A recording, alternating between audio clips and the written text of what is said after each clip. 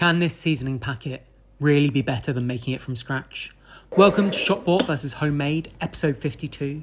In this series, we'll be comparing pre-packaged, pre-made supermarket foods to the homemade equivalent, looking at the ingredients, taste and the price and seeing which one comes out on top. To make our chili con carne seasoning, we mix together some cumin, coriander, chili powder, smoked paprika, oregano, brown sugar, cocoa powder and salt.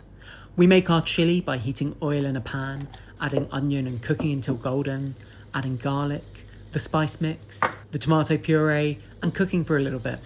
We then add some minced beef and brown. We add in some red peppers, kidney beans, tinned tomatoes and a little bit of water. Bring this to a simmer and cook for about 20 minutes until nice and rich.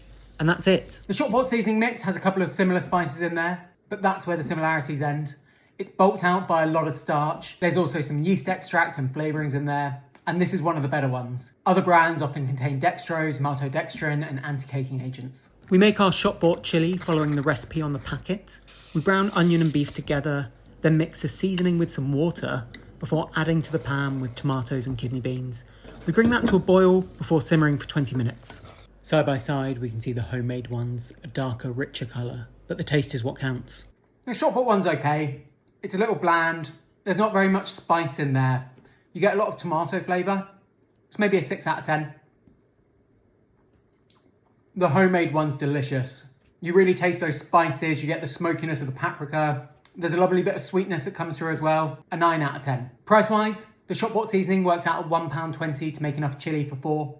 The homemade one is half the price at 60p for the same amount. Homemade chili con carne seasoning is so easy to make. It's tastier, cheaper, and doesn't contain any of the ultra-processed ingredients of the Shop Bought one.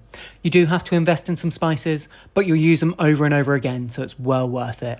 The chili itself is absolutely delicious with rice or in tortilla wraps, or here with a baked sweet potato, sour cream, and fresh coriander.